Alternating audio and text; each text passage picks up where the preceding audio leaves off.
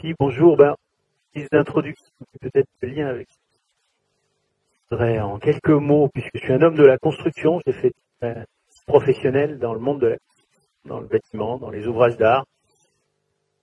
La dernière partie s'est déroulée dans une entreprise régionale qui a fait son coup du tilleul, pour pas la nommer, tout ça, fait ce plan stratégique qu'on avait appelé Imagine 2014 et qui a fait l'objet d'une réflexion profonde, qui a donné 11 sujets prioritaires retenus sur 30. Et 11, il n'y avait pas. Il n'y avait pas le plan carbone. Je travaille sur là-dessus. Et en une position qui me permettait de le dire, moi je mets ma tête sur le bio, c'est une démarche. C'était directeur technique, et dans technique, il y avait développement durable. On a fait un bilan carbone. Je reprends complètement ce qui vient d'être dit sur 2 ou 3 points. Un, quand même pas aidé par l'État, parce que l'État vous dit, vous êtes, il disait à l'époque, je ne sais pas si je dis maintenant, mais c'est obligé d'en faire un qu'une fois tous les 3 ans, c'est un scope limité, puis in fine, si vous faites rien, que vous le faites pas, il n'y a pas de pénalité. C'est déjà des gens particulièrement visionnaires, et j'utiliserai le mot responsable, parce qu'on va voir dans la démarche, pour le faire. Si on l'a fait, parce que j'avais autour de moi un comité de direction visionnaire et responsable, c'était dans un plan stratégique. C'est dit. On l'a fait, résultat des courses, je l'ai présenté devant le comité de direction. Très dur. La sortie du président avec lequel j'entretiens des relations sociales. L'autre, ça fait mal à mon béton. Nous avions choisi un stockage. L'industrie de la construction en France, dans d'autres pays, entièrement construit. Guerre, le béton armé et le béton. Nous avons été les précurseurs. Bon. Plutôt faible, 1 an ou 2 ans après, la même entreprise, Saora Technologies, meuble de bureau synthétique, entièrement en bois. Deuxième signal faible, on a fait une étude juste avant que je faire d'autres activités dont je vais vous parler. On a fait une étude sur un bâtiment qui pouvait être réhabilité pour un bailleur social. On a démontré qu'on pouvait réhabiliter et en faire un bâtiment neuf, conforme au programme que le bailleur social voulait avoir sur ce terrain où il a démoli le bâtiment. On a fait l'exercice. On pouvait avoir un bâtiment neuf, conforme au programme, les mêmes performances, les mêmes surfaces, un peu de travail, ardent. La structure en béton, je dis toujours, même si c'est né dans ce coup-là, est-ce que je regarde ici la structure en béton? Non, c'est sensible à l'acoustique, à la lumière, à la chaleur de la salle, en béton. Et c'est là que c'est stocké. Justement, il faut qu'on fasse un 1 et 2, on y a. C'est des signaux, et cette expérience que je voulais partager avec vous en bulle me paraissait intéressante. On va voir que derrière une démarche dont vous avez entendu parler, j'espère, on va le faire. C'est celle de la région et de la chambre de commerce de la région. Cette 3e révolution industrielle, quelque part, en arrière-plan, il y a quand même ce sujet-là, donc c'est un petit rappel lors d'une des...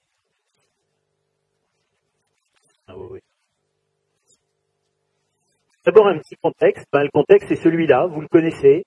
Si vous n'avez pas ces graphiques, je serais très heureux de vous passer les feuilles de calcul, les feuilles Excel qui vont vers ça.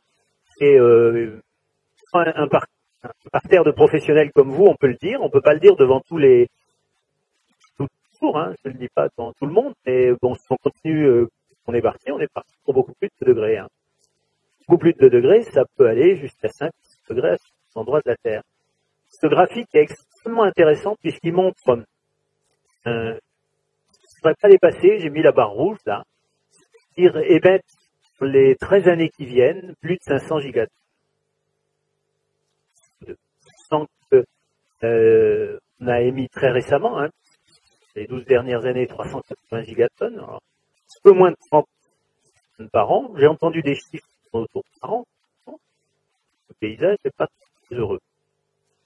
Et ça permet de répondre à toutes les questions qui tournent autour de l'utilisation d'un pétrole pas cher, d'énergie fossile, de charbon, etc., etc. Non, le problème, il n'est pas le pic du pétrole, c'est terminé, c'est là. Le problème est qu'on n'a plus de droit à émettre à hauteur d'environ 13 ans. Alors, si c'est 15 ans ou si c'est 18 ans, dans un avenir très très court. Et, si on continue à brûler toutes les énergies fossiles qu'on a sur notre Terre, ça va émettre, dans un laps de temps assez rapide, 745 gigatonnes. Les études qui ont été faites montrent qu'on arrive dans l'eau des eaux des plus 6 degrés à la fin du siècle. Si on prend les réserves probables, hauteur de au carré orange, là, le petit mot qui est marqué en anglais, parce que ça vient d'un site anglais, c'est marqué. C'est le contexte. Ce contexte-là, on l'a partagé avec Jérémy Rifkin, dont je vais vous parler déjà depuis longtemps, sur une région qui n'est pas très bonne. Voilà. Je mets en moyenne les chiffres qui pourraient 11 tonnes d'équivalence CO2 par habitant, alors qu'on nous dit c'est une des grandes centrales nucléaires, la plus grande d'Europe du Nord-Ouest, qui produit une électricité donc décarbonée. Voir un bilan d'émissions de gaz à effet de serre, on verra pourquoi dans la région, mauvais pour la moyenne nationale, dont je rappelle qu'il est aux alentours de 8 tonnes d'équivalence CO2 par habitant. C'est un PIB qui est à 19% plus que la moyenne nationale. Le chômage est même là aussi nettement supérieur à la moyenne nationale. Et dernier point, les travaux qu'on a fait pendant le master plan et dont je vais vous parler nous ont montré que les Français dans notre région de plus d'énergie, produire 1 euro de PIB que la moyenne européenne.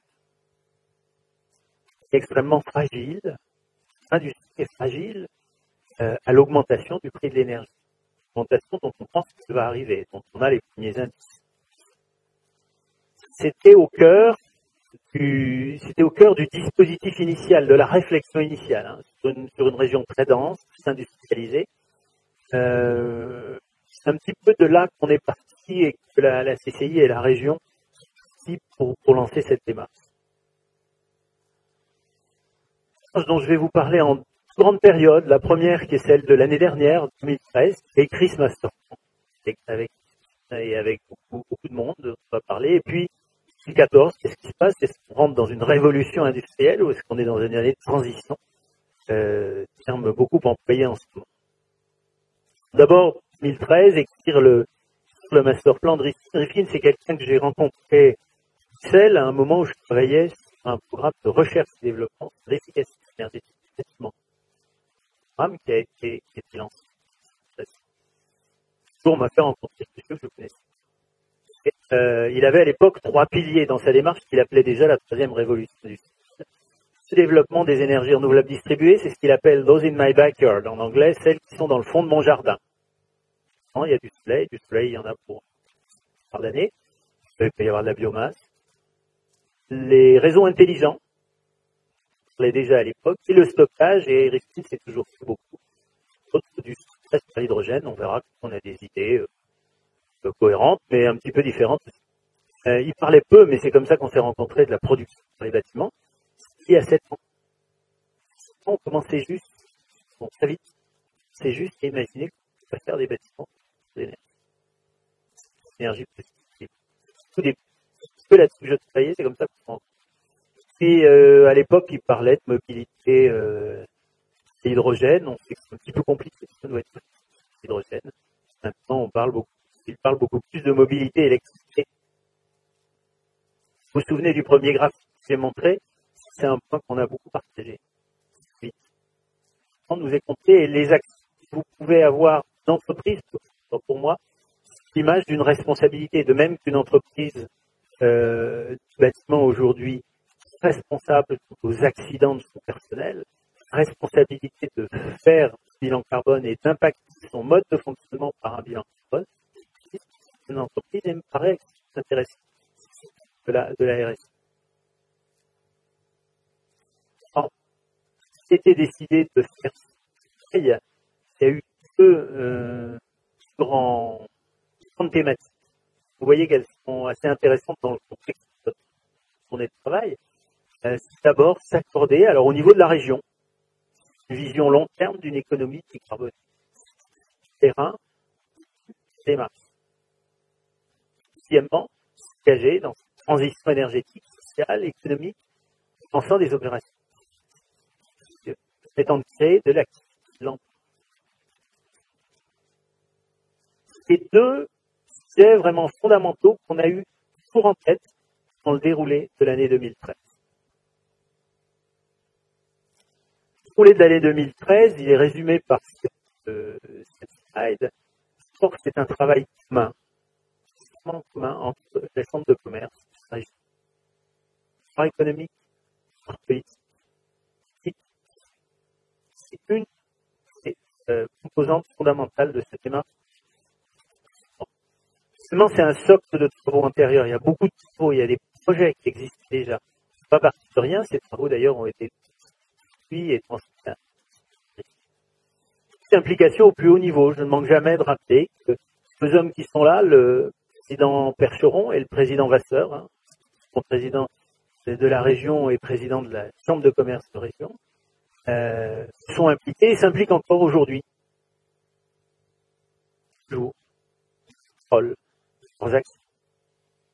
président Percheron en réunion de bureau dit désormais pour la fin de mon mandat, la troisième révolution industrielle est la colonne vertébrale de l'action de la région et je demande que les services tiennent compte de son fonctionnement, de son budget dans la préparation du budget 2015. L'implication. Philippe Vasseur fait de même. Il y a encore eu récemment une conférence de presse, le World Forum, etc. L'implication, elle est venue aussi de la grande chance que j'ai eu d'avoir autour de moi 125 dans 8 groupes de travail pour préparer ce master en 2013. Bon, vous savez comme moi, quand on fait un travail comme ça, tout le monde ne vient pas, mais je pense qu'on a au moins vraiment bossé. On a 20 à 30 qui ont vraiment bossé beaucoup, y compris le week-end. On fait des notes en anglais, par exemple. Pour de 5 piliers, les 5 piliers que vous avez vus tout à l'heure de Jérémy Rifkin, de ça. On approche de ce qu'il appelle la troisième révolution industrielle, mais comme c'est un homme du bâtiment, quand on un peu comme ça tombe. Hein. On a fait ce qu'on appelle du contreventement. Domaines transversaux, le premier qui est l'efficacité énergétique. Alors, paradoxalement, Rifkin ne le met pas dans ses piliers. Dans son discours. C'est dans la logique du développement du master plan. Et l'homme de son équipe avec lequel on a le plus travaillé, c'est un économiste, un grand pro de l'efficacité énergétique. C'est pas efficacité énergétique, on va le voir après. C'est sympa. Dire qu'on va avoir une énergie. Bon, là, il n'y a pas de...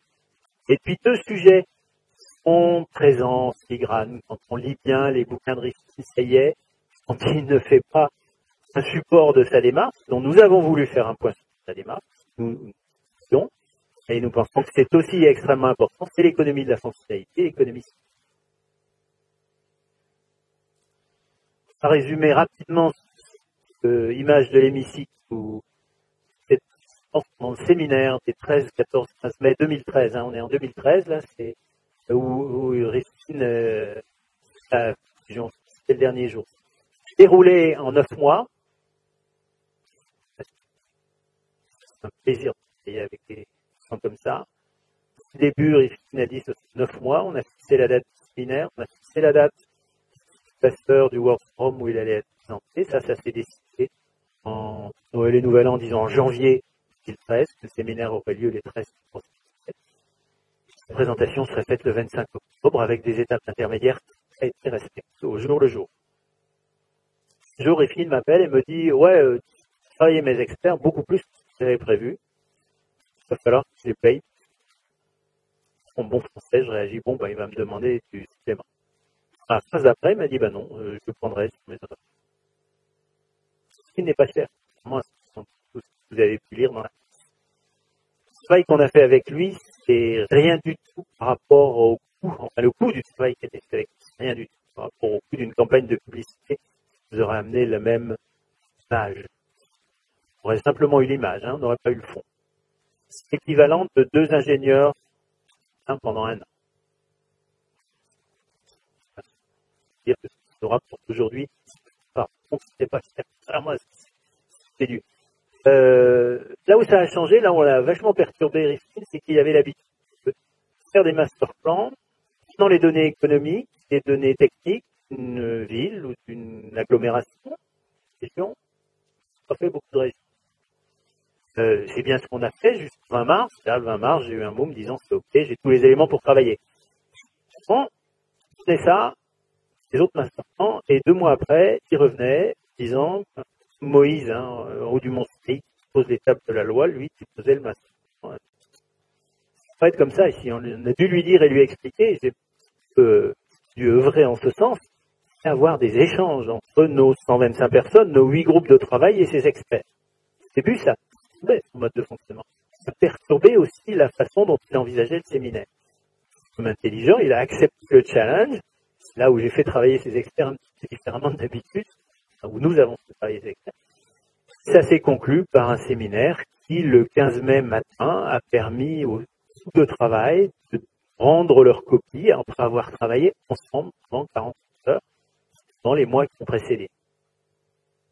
Les groupes de travail ont fait un travail conjoint entre les équipes Rifkin, ce qui a été présenté le 15 mai, c'est hors assemblée, qui a permis de rédiger la version 0 qui nous a été livrée, comme prévu, le 9 juillet. En anglais. Alors imaginez, pour des Français, c'est pas toujours possible. Tout le monde, sans aucune exception. Ça, c'était étonnant pour moi, suivi avec un enthousiasme. Ils ont râlé un petit peu quand je leur demandais des notes rédigées en anglais pour 10 jours après. Mais c'est vraiment remarquable. Et cette utilisation, cette train, je vais dire, continue. Soit on fait nos commentaires, là aussi en anglais, en temps prévu, dans les 10 jours qui suivent, on lui renvoie, et début août, la version 1 en anglais, et 2-3 jours après, la version 1. Je dirais le nom qui travaille avec Jérémy. C'est une traduction de Vouler, dans une machine. Vous corrigez d'autres. N'empêche qu'on était début août. J'avais la responsabilité avec l'équipe de moi de produire ce document final en français. Qui nous dit, bon, je monte en anglais, je prends et il fallait que ce soit à l'impression en septembre. Ce qu'on a fait à quelques-uns, c'est bien le contenu. On ne traduit pas mot à mot, on traduit un contenu, un sens. On a tout repris. Chacun 40-50 pages. C'est pas pour ça que je vous raconte cette histoire. Pour la première fois, moi et les autres, on a été obligés de lire mot à mot. Lire les mots en anglais, un par un. Trouver une traduction française. Ce qui était déjà fait, que j'ai un peu réellement. Vous voyez, c'est là. Découvert ce qui reste vrai aujourd'hui. Ce document, merveilleux recueil d'innovation, possibilité. À fabriquer, a fait le plan stratégique de la région, fabriquer un sac de graines. Donner dans notre région un sac de graines, d'innovation, potentiel de développement, à nous, et grâce à cette démarche d'appropriation assez bien faite, à nous de faire, c'est poser le terreau et l'image. Un sac de graines. Ça, c'est vraiment encore arrivé pour d'autres raisons de reprendre le contenu du master. Vraiment, à chaque phrase, je trouve des choses, on dit bon sang, mais pourquoi on le fait pas? Pourquoi on n'essaye pas de le faire?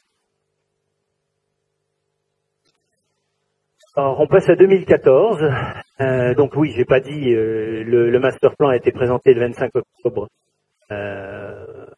25 octobre au World Forum de l'an dernier, donc il y a un an maintenant. Et à ce moment-là, on avait eu déjà pendant l'été pas mal de contacts, pas mal de gens qui étaient venus vers nous. J'ai dit à Philippe Vasseur, on pourra présenter ce jour-là une vingtaine de projets. On n'a pas passé des projets de différentes natures, on va en montrer qui sont venus naturellement du temps. Et Philippe Vasseur a terminé notre forum en présentant une vingtaine de projets.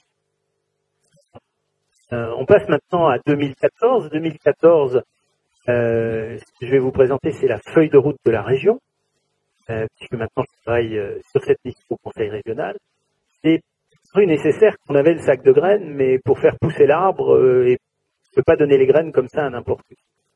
Dit un maître d'ouvrage qui prend le master plan se pose quand même un peu de questions sur les priorités qu'il doit prendre parmi les 5 piliers et les 3 domaines transversaux.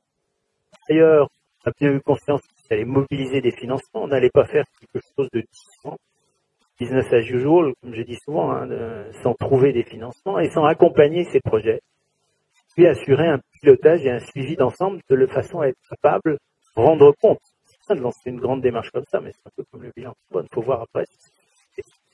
Il faut un système d'indicateurs et de pilotage qu'on est en train de mettre en place, on décrit dans une feuille de route qui est semestre de là. Il est apparu clairement qu'il y avait 3 priorités rationnelles à mettre en œuvre qui permettaient de concrétiser ces 8 points qu'on a vus avant. Le premier, c'est l'efficacité énergétique. Nous avons une industrie, elle représente l'émission de gaz à effet de serre et 50% de la consommation énergétique de notre région. Donc un sujet important. Est fondamental. Et puis deuxièmement, on a un patrimoine de bâtiments qui sont aussi d'énergie. Deuxième point, et ça c'est très en phase avec ce qu'on a essayé de pousser comme idée, il fallait dans notre région développer des énergies renouvelables intelligentes. Vos trucs, tout simplement les énergies renouvelables, accompagnées d'une évolution des eaux, accompagnées du stockage de l'énergie pour pas se trouver dans la situation où l'Allemagne se trouve à certains moments de l'année, est obligée de revendre de l'énergie à prix négatif à ses voisins. C'est-à-dire de envoyer à ses voisins de l'énergie qui fait exploser, entre guillemets, sature leur réseau.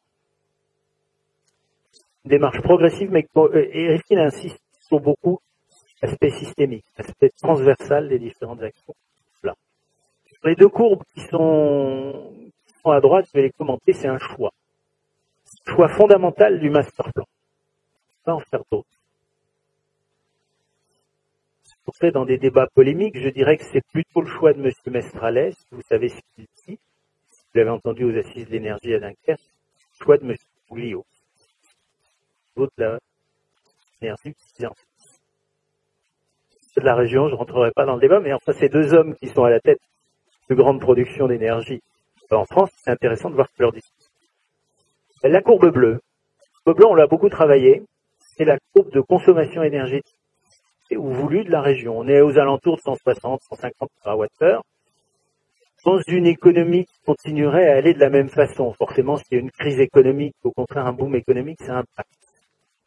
Dans une économie avec une croissance jaune, il faudrait idéalement prendre des mesures d'efficacité énergétique qui ne vont pas s'appliquer tout de suite. Donc vous voyez la courbe, elle démarre doucement.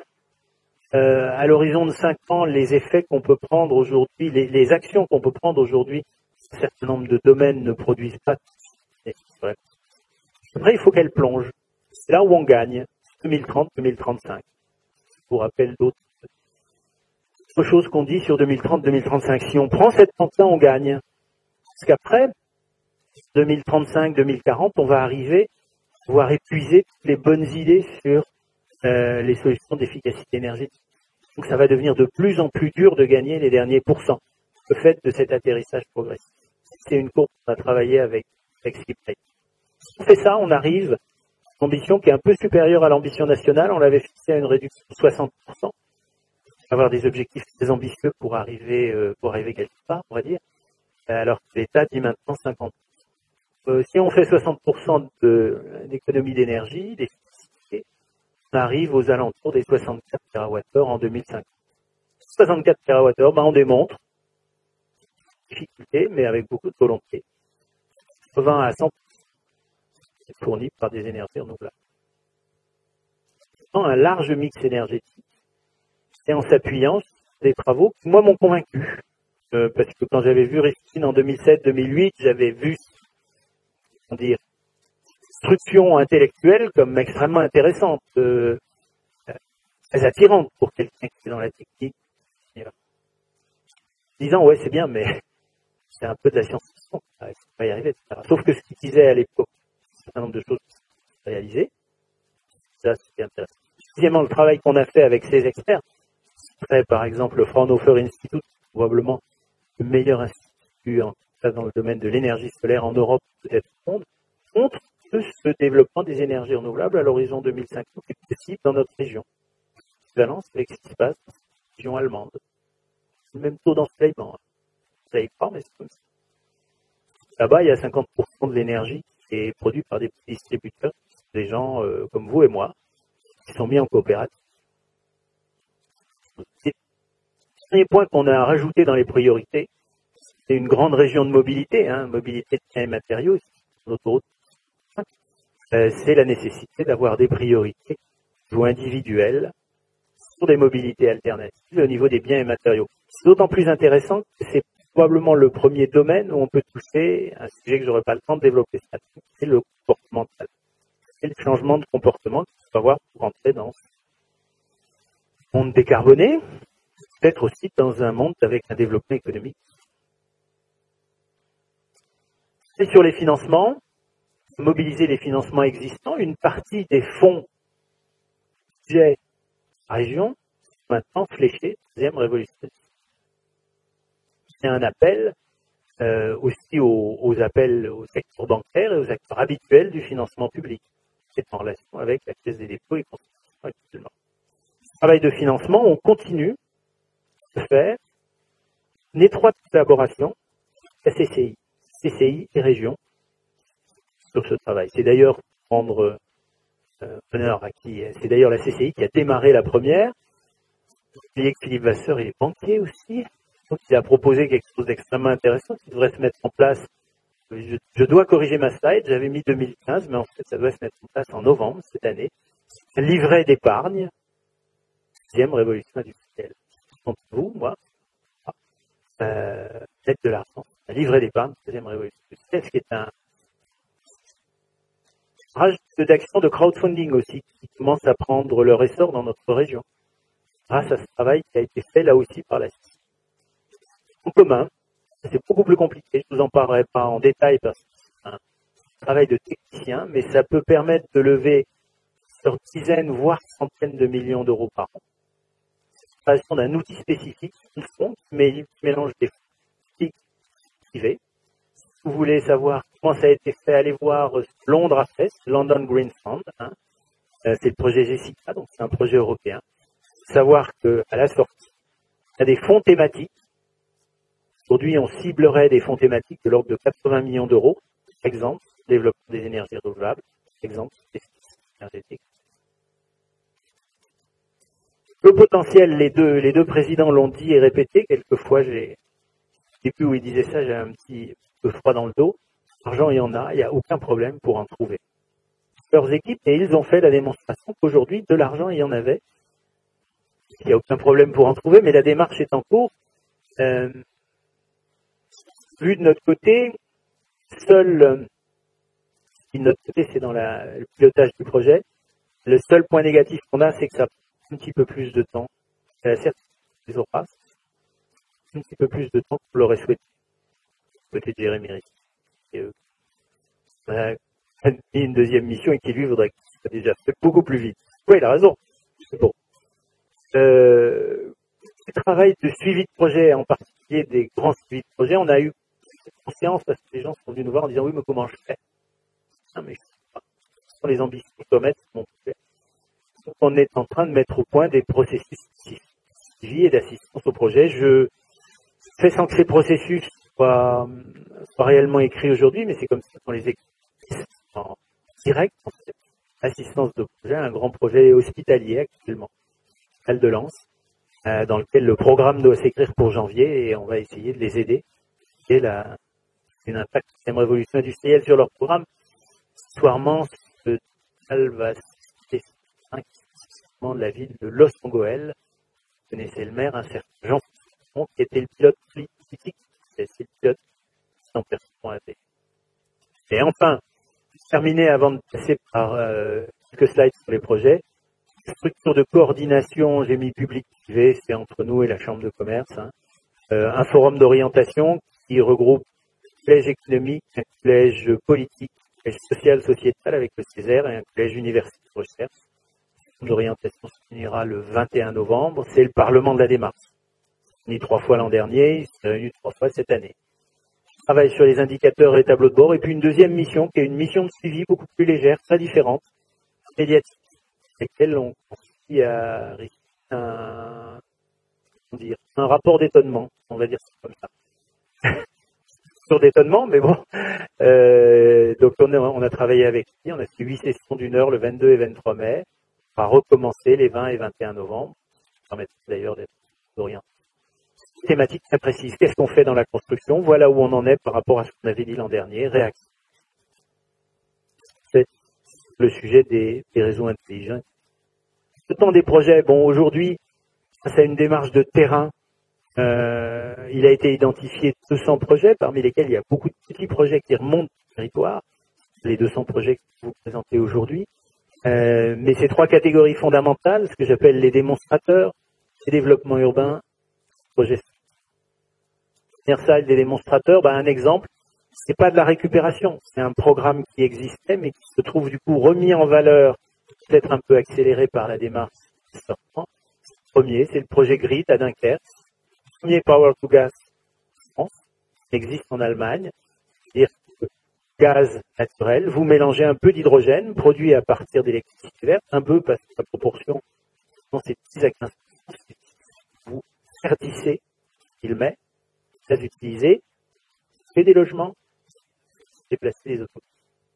Première entreprise lancée par Gérard Mestralet. Ça, c'est assez profondément bien, entre guillemets, ou possible avec le masque. De façon comme une autre, le biais de l'hydrogène, de stocker de l'énergie liée au photovoltaïque, l'énergie électrique, réseau de gaz. Sous cet angle-là, en tout cas, c'est comme ça que le groupe de travail l'a fait. Petit clin d'œil, parce que j'ai pas beaucoup parlé, j'ai pas le temps de parler d'économie circulaire, mais sur la photo du bas, on a rencontré les gens d'Alcatel-Lucent, qui sont prêts à installer une installation complète avec des nouveaux locaux, aller récupérer le transatlantique. Au fond des océans, il y a des dizaines de milliers de kilomètres de câbles en cuivre qui ne servent à rien. Donc, misons le processus en métier, déposer les câbles, essayer d'imaginer le processus et les rechercher. Si on ressort 1 kilomètre de câble, on récupère 120 kg de cuivre, billard ou en brun, 100 kg de fer et 1 tonne 4 qui est éthylène recyclé. On fait le business model, on fait le premier prototype, on a vu les cuves dans lesquelles il y a les matériaux. Ils savent que c'est une certaine quantité rentable. Ils sont seuls au monde. Ils sont prêts à aller chercher des milliers de kilomètres, c'est pour 1 kilomètre de câble. Ils sont prêts à aller chercher des milliers de kilomètres au fond des mers. Un pouce qui passe une certaine valeur, et forcément la loi de l'embêtement maximum, c'est que c'est cette valeur qu'il faut dépasser pour avoir un équilibre économique de leur nouvelle usine, et ils sont obligés de poser une enquête d'utilité. Et nous disent en fait, on va se buter. C'est aussi un des enjeux, pour l'expliquer sur de nombreux projets du master plan, réglementaire. Et nous, Madame l'État, droit, une paire d'expérience. Et nous, temporairement, une dérogation pour pouvoir faire des choses, maîtriser, suivi, etc. C'est indispensable, sinon on ne peut pas non plus faire une partie des actions. Deuxième catégorie de projets, les projets, et plutôt les grands projets de développement urbain. Là, l'action est très transversale, puisqu'on peut pratiquement, dans certains projets, inclure tous les piliers. 3 actions transversales, l'efficacité énergétique, bien entendu, la mobilité. On est obligé de rappeler à certains des maîtres d'ouvrage qui viennent nous voir, d'implanter 34 000 m² de bureaux à tel endroit, qui sont à énergie positive, qui sont tout ce que vous voulez. Si vous n'avez pas regardé la mobilité, ce projet pourra pas être la deuxième révolution industrielle. On ne va pas vous empêcher de le faire. Donc, si vous voulez, on peut travailler avec vous. C'est un peu ça l'esprit. Mouveau l'Escalette, c'est un projet qui a été lancé par Vilogia. Et si vous regardez l'appel à candidature d'architectes, ils ont carrément dit que c'est un projet qui peut être la deuxième révolution industrielle. Même des équipes m'ont appelé pour demander si je ne pouvais pas faire évidemment décliner. Clin d'œil.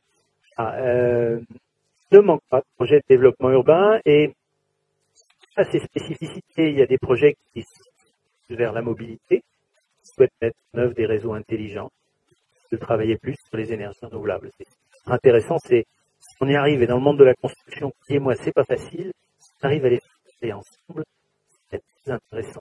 C'est une grande ambition. Enfin, les projets structurants, certains projet existait, hein, le projet du plan 100 000 logements à la région. Je voudrais juste faire un petit clin d'œil sur deux projets qui sont un peu sortis grâce au master plan. Celui où on va regarder l'image des éoliennes offshore en haut à droite, qui a été fait par le Césaire, pour démontrer qu'il y a deux zones qui sont à l'écart des zones Natura 2000, à l'écart de tout ce que vous voulez. On pourrait implanter à l'horizon 2030 ou 2050 deux parcs d'éoliens offshore au large de Dunkerque. Devant Berck-sur-Mer, c'est indispensable de toute façon au mix énergétique dont je parlais tout à l'heure. Et puis le dernier dont je vais vous parler, c'est la petite image des étudiants. C'est le projet Université Zéro Carbone. Aujourd'hui, 7 universités du Nord-Pas-de-Calais sont ensemble pour travailler sur ce sujet et, si possible, impliquer 150 000 étudiants. Et c'est probablement la plus belle ambition de ce programme, c'est de pouvoir impliquer les étudiants dans la démarche, et pas en leur donnant des cours, pas en faisant ce que je fais ce matin, pas en leur expliquant la troisième révolution industrielle, mais en les faisant vraiment participer au projet de mobilité, au projet d'évolution des réseaux. Il y a déjà des prémices sur l'île 1 avec le projet Sunrise. On va faire un symposium de 2 jours, les 19 et 20 novembre, ici à Lille, avec des universités européennes qui sont invitées sur cette thématique-là, et on espère créer, vous voyez, comme quoi quelquefois ce genre de démarche a des conséquences inattendues, le réseau SUN, on l'a appelé SUN, pour Sustainability University Network, le réseau des universités, on va dire, engagées dans le développement durable. Ce sera une première, je ne sais pas combien on va être, on a lancé 500 appels, je pense qu'on ne sera pas 500, on sera peut-être 20 ou 30.